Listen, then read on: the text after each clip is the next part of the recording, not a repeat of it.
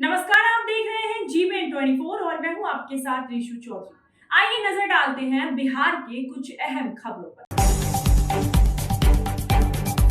बिहार राज्य निर्माण कामगार यूनियन सीटू सहरसा के बैनर तले 12 सूत्री मांगों को लेकर सुपरमार्केट परिसर से जुलूस निकाला गया। श्रम संसाधन विभाग परिसर में सभा में तब्दील हो गया, जहां धरना प्रदर्शन को संबोधित करते हुए सीटू के कोशी प्रमंडलीय अध्यक्ष विनोद कुमार ने कहा कि केंद्र सरकार मजदूर के अधिकारों पर बड़ा हमला कर रहे हैं। श्रम कानूनों में संशोधन कर देश के मजदूर के साथ अन्याय किया जा रहा है। मजदूरों ने अपने लड़ाई के बल पर कानून बनाया। बिहार भवन एवं अन्य सनी मार्ग कामगार कल्याण बोर्ड के अंतर्गत सभी मजदूरों का निबंधन के लिए उसमें जो मजदूर को मिलने वाले लाभ सिर्फ खाना पूर्ति कर रहे हैं।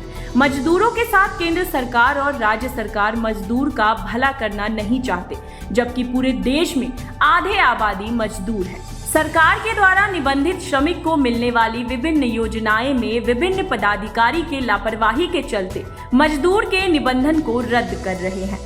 भवन मरम्मती में मिलने वाली 20,000 रुपए में जमीन के रसीद और एलपीसी की मांग सरासर नाइंसाफी है। हजार मजदूर के पास जमीन नहीं है, वैसे मजदूर लाभ से वंचित रह जाते हैं और मजदूरों के प्रदर्शन को माकपा जिला मंत्री सह पूर्व मुखिया का रणधीर यादव ने समर्थन देते हुए कहा कि मजदूर का मांग जायज है। श्रम विभाग के लापरवाही के चलते मजदूर दलालों बिचौलियों का आर्थिक शोषण हो जाते हैं। बिहार सरकार और केंद्र सरकार मजदूर के बातों को सुने और मजदूर को मजबूर नहीं समझे। उन्होंने कहा, अगर मजदूर का काम नहीं हुआ तो आर पार की आंदोलन का शंखनाद किया। बिहार राज्य निर्माण कामगार यूनियन के जिला मंत्री नसीमुद्दीन दुखी शर्मा ने कहा, सरकार के द्वारा मजदूर के साथ धोखा देने की काम कर रही है। अगर मजदूर का काम नहीं हुआ तो करेंगे।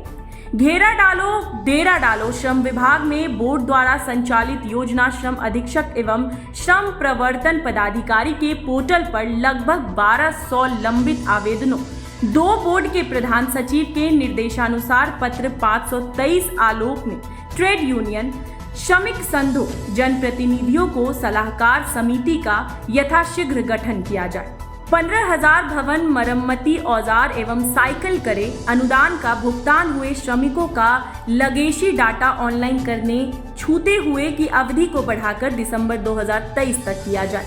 10 बोर्ड के आदेश अनुसार 15 दिन के अंदर योजनाओं का यथाशीघ्र निष्पाद किया जाए। 11 नए निबंधन के तीव्र गति लाए जाए। 12 पूर्व में लंबित बिहार शताब्दी योजनाओं का निष्पाद किया जाए।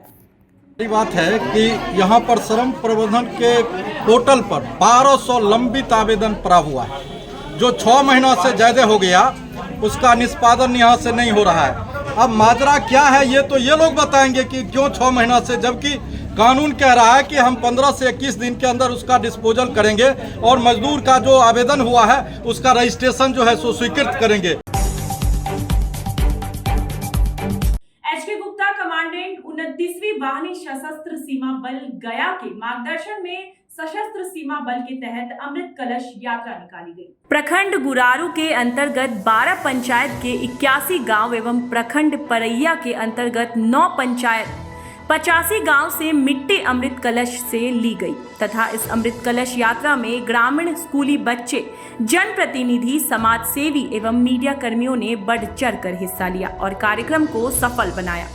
ज्ञातव्य हो कि देश की राजधानी दिल्ली में सरकार के द्वारा एक अमृत वाटिका का निर्माण कार्य प्रस्तावित है, जिसमें देश के समस्त परिवार के घर में मिट्टी और चावल का योगदान वांछनीय है। समस्त एकत्रित मिट्टी एवं चावल को जिला मुख्यालय के माध्यम से देश की राजधानी तक पहुंचाना 29वीं वाहिनी सशस्त्र सीमा बल गया का लक्ष्य है।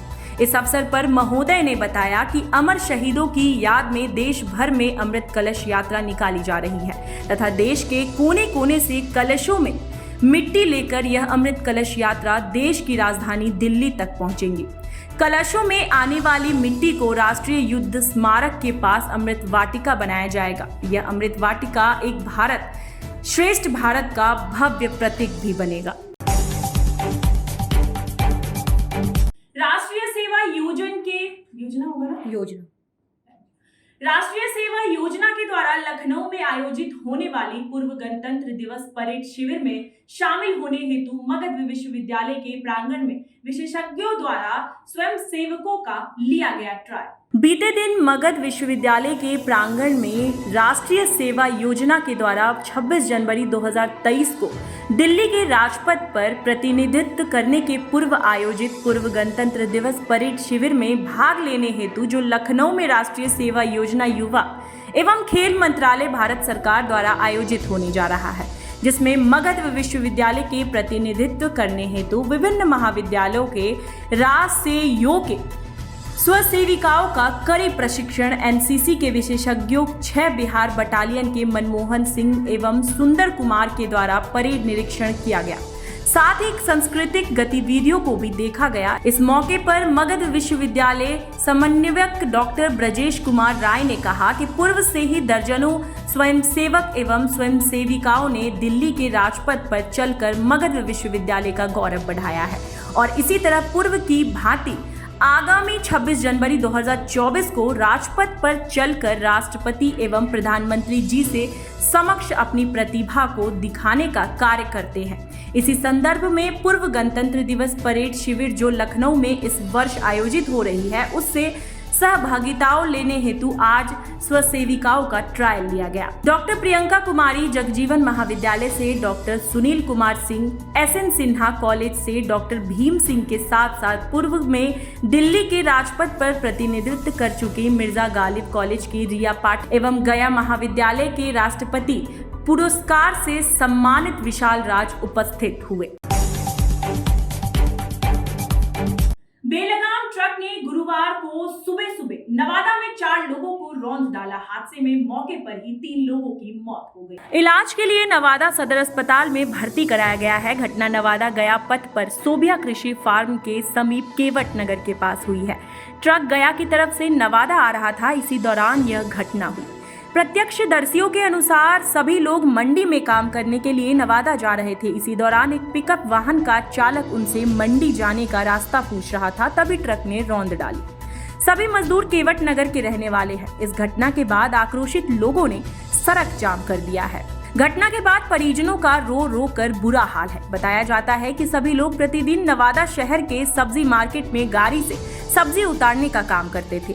आज भी सब्जी उतारने के लिए ही घर से निकले थे। घटना घर के करीब 500 मीटर की दूरी पर हुई है। हादसे के बाद स्थानीय नगर थाना प्रभारी अरुण कुमार सिंह, प्रखंड विकास पदाधिकारी भी मौके पर पहुंचे।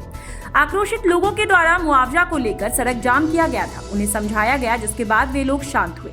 नगर थाना प्रभारी अरुण कुमार सिंह ने कहा कि 3 लोगों की घटनास्थल पर मौत हो गई। जाम को हटा दिया गया है।